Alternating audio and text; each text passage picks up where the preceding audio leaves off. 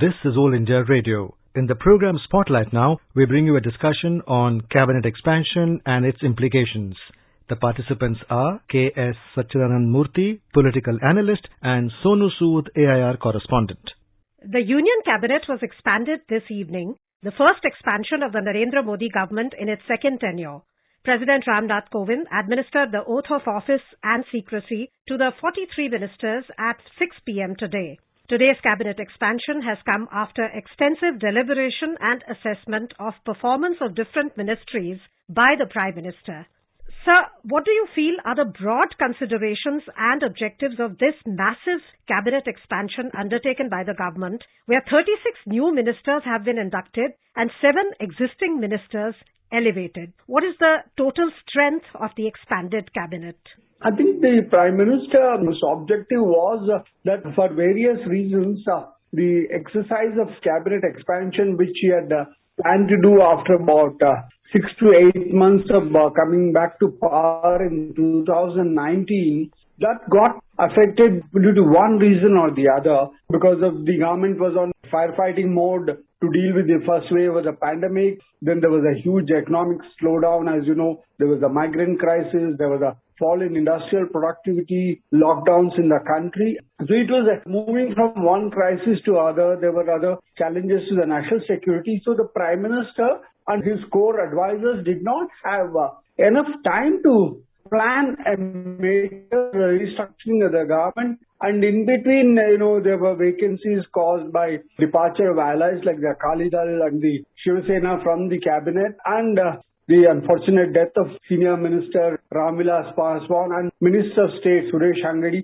And as you recall, there were at least a dozen ministers who held additional charges of portfolios, and in some cases there were triple responsibilities with ministers also. That's why now that the second wave has been handled in the country and state assembly elections are over and the government itself has completed 2.5 years of its second term, the Prime Minister felt this is the right opportunity to go. One is to fully expand the cabinet, look at various regions and communities which were unrepresented or underrepresented, and also make an assessment of the performance of his ministers, their delivery, their ability to shoulder higher responsibilities. And this exercise has been going on for 3 to 4 weeks. The Prime Minister, being a Democrat, has strongly involved senior leaders of his own government as well as the party, like Party President J.P. Nadda, senior ministers Rajnath Singh, Nitin Gadkari and Amit Shah, who were also party presidents earlier, plus consultations with a large number of ministers and party leaders. So the entire outcome was also done not only with the central government, but with the BJP at the national level and in different states like Uttar Pradesh, Uttarakhand, Assam and all. So this is a holistic exercise undertaken by the Prime Minister, and the result of which it has reached a near full capacity as permitted by the Constitution. So now the Council of Ministers has reached the full capacity, plus the Cabinet, that is where ministers discharge their responsibilities as cabinet members. The number of cabinet ministers has gone up from the earlier 24 to 36 now. So which means there's no need to give additional responsibility to ministers so that they're able to concentrate on the portfolio given to them. And this is another major attempt to streamline the administration and ensure faster delivery. So, as you said that many ministers will be relieved of multiple portfolios and they'll be able to focus on single-mindedly on their portfolio which is assigned to them. Do you think that a cabinet reshuffle and expansion is also a way of ensuring the ministries and government departments are always alert, aware of their accountability in delivering governance, and therefore it breathes fresh energy and enthusiasm into the process of governance? Absolutely. And also, if the lessons we have learned during the last 2 years of the economic slowdown, which was caused by global factors as well as the lockdowns induced by the pandemic, as well as the kind of challenge our own disaster management system, public health system, education system. I mean, you can look at across the spectrum, the migrant management system or the labor system. They all were put under severe stress during the last 2 years. And then there were a lot of inadequacies, shortcomings, and overexposed. So that means we have to tone up the administration, look at our responses. And the government has come with a series of stimulus packages. But then to implement these stimulus packages, the ministries and departments need to work very strongly. That's why one of the new departments created yesterday as part of this entire political exercise is the creation of the Ministry of Cooperation, which will look at the humongous role played by cooperatives in different sectors like fertilizers, dairying, marketing, sugar, agriculture, this thing. So the immense potential of the cooperative sector had not been realized as overcome by the debate between the public and private sector. But the cooperative sector is as big as the public or private sector. The Prime Minister felt it was just a department in the Agriculture Ministry, it was not getting enough attention. So I think there were a lot of lessons drawn by the Prime Minister and his team from the last 2 years of crisis management, and that's why the broader exercise has been taken. And now once the portfolios are identified, ministers are assigned, there will be a new energy in the government which will move from a crisis management into a development and growth-oriented emphasis over the next 2.5 years remaining for this government. Mr. Murthy, you just mentioned that in this expansion, representation was given region-wise and community-wise. We have seen that OBCs were given fair representation in the cabinet. What about gender and age? Do you think women have been given sufficient, representation? And do you think that new blood has been inducted into the cabinet and the balance has been achieved between age and experience? If you look at these governments, some 3 or 4 majors in this cabinet expansion exercise, the emphasis firstly has been to make it much more broader in terms of regional representation. There was this feeling in 2019 that the first cabinet of the Prime Minister in 2019 was more concentrated towards the northern, western states rather than looking at the south and the east and northeast. So that has been addressed now. Virtually every state has a minister in this government, barring an exception or two. And also where states do not have representation, popular representatives from those states have been accommodated as governors or in other positions.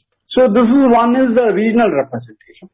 Secondly, there was this grievance among the MPs and others that it was overloaded in certain communities didn't have a broader community representation. Now we have 27 ministers belonging to the OBCs, a dozen ministers from the scheduled caste, 8 from the scheduled tribe. I mean, I'm just looking at a broad identification, and 5 ministers from the minority sections, because there has always been this feeling that this government did not have enough minority representatives. But then now there are cabinet ministers and ministers of state from the minority committees. That comes with gender representation. If you look at the way the government has been structured, there have been more women ministers of state who have been inducted in today's exercise. So given the number of women MPs in parliament, this is a good beginning, I thought that. But then the number, we have to achieve higher parity of women ministers in the government. I think even in 2014, when Mr. Modi formed the cabinet, it had the highest number of women cabinet ministers. There were stalwarts like Sushma Swaraj, Uma Bharti, or newcomers like Smriti Irani and others who were cabinet ministers. So I think that movement towards gender parity is there, but it has been more gradual rather than rapid. I'm sure that it will become rapid in the coming days. It was also expected that those who have administrative experience and higher education will get berth in the cabinet. How far has the cabinet expansion met these expectations? According to a rough estimate, this cabinet seems to have more experience because according to one statistics available with me, there are 46 members of this government who have experience of being ministers of the central government. It's a big number. And then 23 of these ministers have been members of parliament for 3 or more terms, which means, 3-term MP means they would have served on parliamentary committees, participated in debates, would have been thorough with the way the government functions. So there's quite a bit of experience in this government. And of course, those who have been retained have decade plus experience, many of them. So that is there. And then it's also a blend of experience and youth. There are ministers who have come in who have also served at the state level. I mean, people who have been ministers in different states, they have served in legislatures and all. So there is experience, but also there are newcomers who will gain by being exposed to senior ministers, by being ministers of state. So I think this is a good blend of experience and youth. Mr. Murthy, allies have also an important role to play in a smooth functioning of any government. Now, JDU, LJP, Apna Dal, to name a few, you think a balance has been achieved by the government by inducting ministers from the various allies? Yeah, absolutely. Even Mr. Narendra Modi led the BJP to a victory, NDA to a victory in 2014. He had declared that it's an NDA government, not just a sole BJP government. And the same thing he had repeated in 2019 also. But unfortunately, due to political reasons over the last 1 year, Akali Dal and the Shiv Sena have left this government. And the demise of Ramvilas Paswan meant that only the Republican Party, Athawale, had a representation in the Council of Ministers. So there was negotiations going on to bring in the JDU, which was an electoral ally in the 2019 Lok Sabha election, into the government. So that way it's a happy augury for the NDA that JDU, LJP and Apna Dal have come into the government, which means that it is much more broad-based in its appeal and will be able to meet those aspirations which are represented by these parties also. So that there will be balance, especially as these parties are from large populous states like Uttar Pradesh and Bihar. The delivery of government schemes and policies to these big states will help in a big way. And the feedback from JDU, LJP and Apna Dal will also help the Prime Minister to fine-tune the government's policies. Mr. Murthy, apart from inducting 36 new ministers, 7 existing ministers have been elevated. Which do you think are the most prominent elevations in today's cabinet announcements? And you think this motivates these leaders significantly?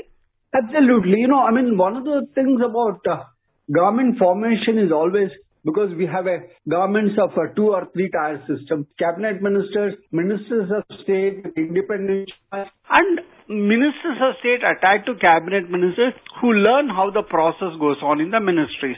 So the elevation of these 7 ministers, because there have been ministers of state with independent charge for a long time. For example, Mr. R.K. Singh was in charge of power for a long time. He is a distinguished civil servant who was a Union Home Secretary. Now with his experience both as a bureaucrat and a minister, he has made a mark in the power sector in the country. So his services have been recognized and he has been promoted. Similarly, Mr. Kiran Rijiju handled difficult assignments in the Home Ministry and later has energized the sports sector, and he comes from the remote border state of Arunachal Pradesh. And his elevation gives, because he has a long political career ahead of him, and he'll be. Mr. Hardeep Singh Puri, as you know, has been our representative in different countries as ambassador and diplomat, and he has handled 2 tough portfolios, urban development and civil aviation, with strong competence and experience. So he has been promoted. So like that, I think all the 7 who have been promoted have done specifically well. Of course, some have shorter experience as ministers of state compared to others, but all of them have distinguished themselves in the last 2.5 years of the Modi government. Mr. Murthy, thank you so much for giving valuable insights into the expansion of the Union Cabinet announced today. Thank you very much. You were listening to a discussion on cabinet expansion and its implications. The participants were S. Satchidanand Murthy, political analyst, and Sonu Sood, AIR correspondent. This program was produced and presented by the News Services Division of All India Radio. You can listen to it on our mobile app, News on AIR.